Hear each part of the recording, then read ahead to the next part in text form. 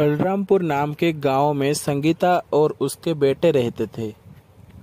अपने पति के अचानक मृत्यु के बाद घर का सारा भार संगीता के ऊपर आ गया था। दो बेटों की परवरिश और पढ़ाई लिखाई में ही संगीता का सारा जीवन बीत गया। लेकिन जब उसके बच्चे बड़े हो गए तो संगीता को एक बड़ा फैसला लेना था। अरे सविता बहन, तुम यहाँ आओ, अंदर आओ। क्यों, सब ठीक तो है ना? हाँ भैया जी, आप जानते हो ना, मेरे दोनों बच्चों को बड़ी मुश्किल से पाला है मैंने।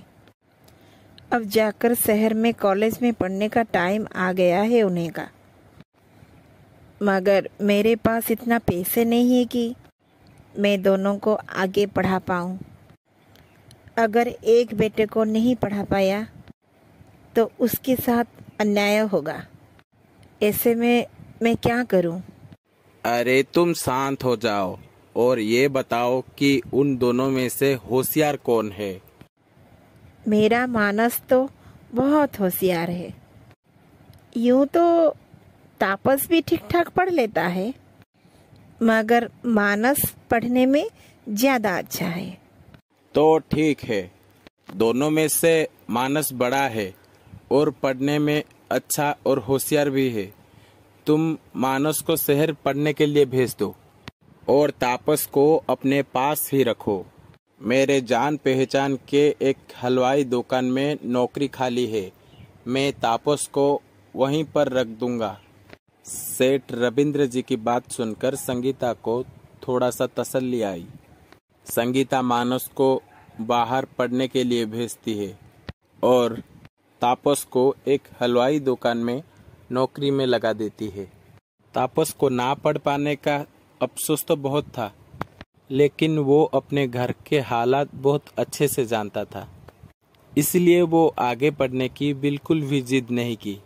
समय गुजरने के साथ साथ 3 साल बाद मानस को एक होटल में फूड चेन के लिए एक नौकरी मिल जाता है। माँ, ये लो मिठाई खाओ, मेरा होटल में एक फूड चेन की नौकरी हो गई है। किसमें हो गई है? फूड चेन क्या? अरे माँ, फूड चेन है वो। कोई आदमी अपना होटल्स अलग अलग शहर में खोल देता है, उसको फूड चेन कहते हैं, है ना भैया? बिल्कुल सही कहा रे तुमने। 5 स्टार रेस्टोरेंट में माँ बहुत अच्छी सैलरी मिलेगा। धीरे धीरे हम सब शहर में ही शिफ्ट हो जाएंगे। थोड़े महीनों में मानस का प्रमोशन जूनियर से सीनियर लेवल पर हो जाता है और वो तापस और अपनी माँ को शहर ले जाता है। अरे माँ, कल मेरे बॉस डिनर के लिए घर आ रहे हैं। जब मैंने उन्हें बताया कि मैंने अपने परिवार को यहाँ ले आया हूँ तो वो बहुत खुश हुए। अरे वाह, तो बुला ले उन्हें और हम भी मिले तुम्हारे बॉस के साथ। ये तो बहुत अच्छी बात है। मगर माँ, तुम तो बीमार रहती हो, तो खाना कौन बनाएगा? अरे तुम चिंता मत करो भैया, जब तुम शहर में पढ़ने के लिए आए थे तभी मैंने गांव में एक छोटी सी हलवाई की दुकान में थोड़ा सा काम सीख लिया है। तुम देखना, मैं ऐसा खाना बनाऊंगा कि खाने के साथ उंगलियां भी चट कर जाएंगे तुम्हारे बॉस। मगर एक बात ध्यान रखना तापस, बॉस 5 स्टार होटल के मैनेजर हैं, खाना उसी के हिसाब से होना चाहिए। अरे तुम चिंता मत करो भैया, मैं सारा काम संभाल लूंगा। और उसके बाद अगले दिन, अरे भैया, लगता है तुम्हारा बॉस आ गए हैं, मैं दरवाजा खोलता हूँ। नहीं नहीं तापस, तुम रुक जाओ।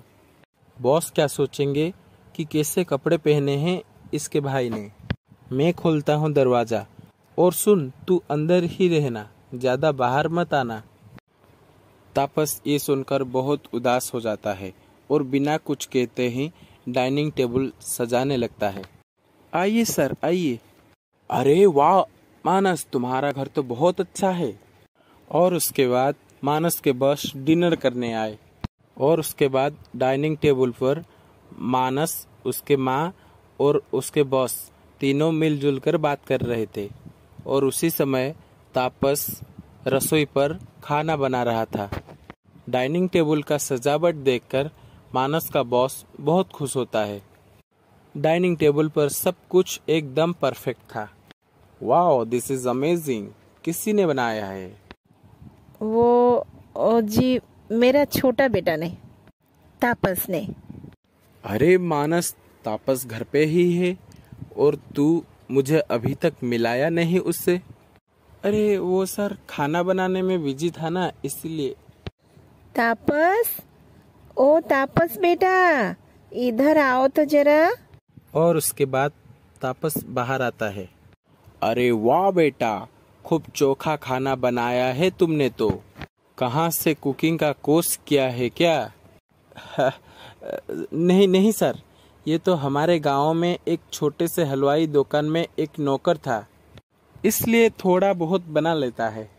अपनी भाई के मुंह से ये सुनकर तापस फिर से दुखी हो जाता है और खाना खाने के लिए बैठ जाता है। खाने के बाद जाने से पहले मानस के बॉस तापस को एक ऑफर दिया। अरे वाह तापस, खाना खा के तो मजा ही आ गया।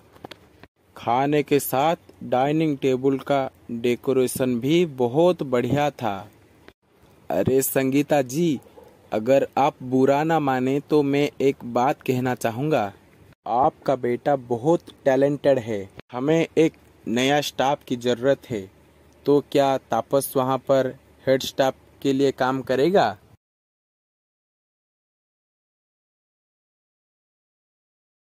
मगर सर, तापस ने कोई फॉर्मल डिग्री नहीं ली है इसमें, तो वो क्या संभाल पाएगा? ये तो ऐसे ही बस थोड़ा बहुत कर लेता है। अरे तुम चिंता मत करो मानस, मैं सब संभाल लूंगा। हमें केवल होटल में स्वाद ही चाहिए और कुछ नहीं। तापस, तुम कल मानस के साथ ऑफिस आ जाना और वहीं पर एक डिश बनाकर खिला देना। और ये सुनकर तो तापस बहुत खुश हो जाता है, लेकिन मानस थोड़ा सा उदास हो जाता है। अगले दिन तापस ऑफिस में पहुंचकर अपना डिश बनाने लगता है। ये लीजिए sir, creamy cheese sauce with chicken burger. अरे वाह वाह, खूब, बहुत बढ़िया डिश है। इसमें जो पुदीने का फ्लेवर है वो तो बहुत ही अच्छा लगता है। अरे क्या आपको अच्छा लगा सर? क्या मैं चख सकता हूँ? अरे ये तो बहुत अच्छी है। तो फिर क्यों चौंक गया ना? क्या हुआ सर? मैं कुछ समझा नहीं। अब तुम इसे खुद बताओ या मैं बताऊं? वो तापस, मैं इस रेस्टोरेंट के स्टाफ को तुम्हारे डिश में नमक मिर्ची डालने के लिए कहा था, ताकि तुम्हें यहाँ नौकरी ना मिले। क्या?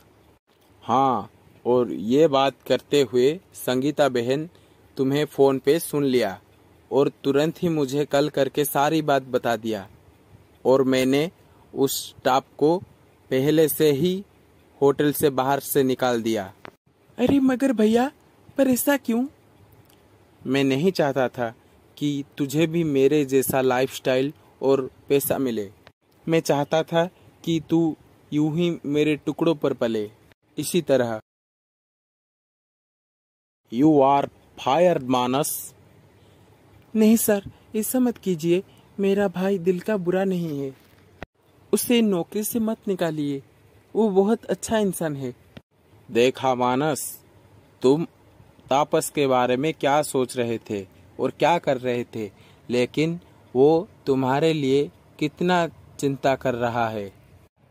आई am sorry sir, I am sorry Tapas, मुझे माफ कर दो। मैं कभी भी ऐसा नहीं करूँगा। मानस को अपनी गलती का एहसास हो जाता है और वो दोनों हंसी खुशी रहने लगते हैं।